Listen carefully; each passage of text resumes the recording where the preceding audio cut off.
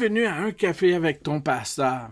Aujourd'hui, la question du jour, c'est pourquoi te plains-tu? Pourquoi Dieu ne répond-il pas à mes messages? Trop souvent, nous nous plaignons lorsqu'une personne ne répond pas à nos messages, textes ou à nos courriels. C'est vraiment frustrant, surtout si cela nous empêche d'avancer dans un projet. Maintenant, tout cela est amplifié dans une culture où tout est instantané. Dans Ésaïe 40, les versets 27 à 31 et 41, 8 à 10, nous ressentons la même plainte du peuple d'Israël. Lorsqu'il dit ceci, « Ma situation échappe à l'Éternel, mon droit passe inaperçu de mon Dieu. » Le peuple se sent ignoré, abandonné et laissé pour compte. Le découragement et l'attente éveillent un sentiment d'abandon. Mais dans ce texte, le Seigneur nous encourage. Et voici comment il nous encourage. Dieu est une source inépuisable. Chapitre 40, verset 28, il dit ceci, « Ne le sais-tu pas? Ne l'as-tu pas appris? C'est le Dieu d'éternité, l'Éternel, qui a créé les extrémités de la terre. Il ne se fatigue pas, il ne s'épuise pas, son intelligence est impénétrable. Oh, ne le sais-tu pas que ton Dieu est une source inépuisable? Wow! La deuxième chose, c'est Dieu n'est pas inactif. Dans l'apparence du statu quo, je peux vous dire que Dieu est actif.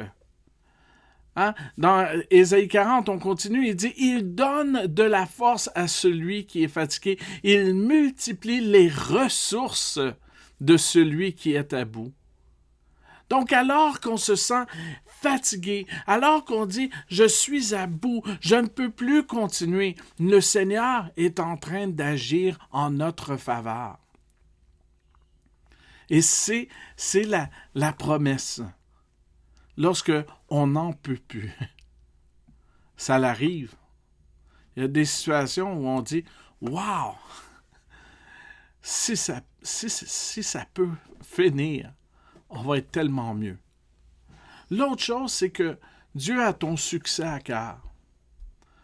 Il dit au verset 30, les adolescents se fatiguent et s'épuisent, les jeunes gens se mettent à trébucher, mais ceux qui comptent sur l'Éternel renouvellent leur force. Ils prennent leur envol comme les aigles. Ils courent sans s'épuiser, ils marchent sans se fatiguer. Dieu a notre succès à cœur. Lorsque vous voulez atteindre un but, il vous donne la force. Vous courez sans vous épuiser. Pourquoi? Parce que c'est constamment lui qui agit. Et vous allez atteindre votre but. Vous allez atteindre ce que Dieu a mis dans votre cœur. Pourquoi? Parce que Dieu a ton succès à cœur. L'autre chose, c'est tu es précieux pour Dieu. Alors que tu te sens peut-être aujourd'hui abandonné, délaissé, tu es précieux pour Dieu. Dieu ne t'a pas délaissé. Dans Ésaïe, ça dit « Mais toi, Israël, tu es mon serviteur.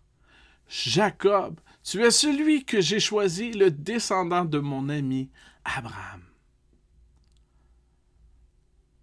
De la même façon que Dieu a choisi Jacob, le peuple d'Israël, de cette même façon, il nous a choisis, nous.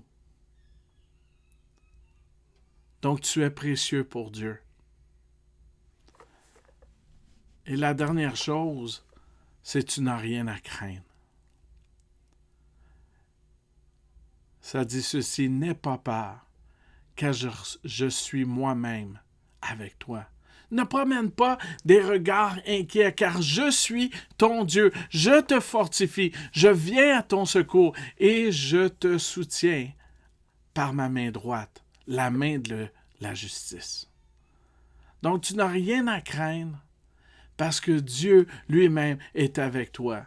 Tu n'as pas besoin de t'inquiéter de ce qui va se passer dans ta situation, parce que Dieu veut intervenir. Donc, nous avons un Dieu avec une source inépuisable, qui est lui-même une source inépuisable, un Dieu actif, un Dieu qui a ton succès à cœur, un Dieu pour qui tu es précieux. Et le Seigneur marche lui-même avec toi, il est présent dans ta situation, tu n'as rien à craindre. Donc, je vous laisse avec ces 3 questions. Qu'est-ce qui pourrait vous donner le sentiment que Dieu vous ignore? Qu'est-ce qui inspire ta foi dans ce passage? Et qu'allez-vous faire pour garder votre confiance dans le Seigneur? Merci d'avoir pris un café avec ton pasteur et sur ce, reste béni.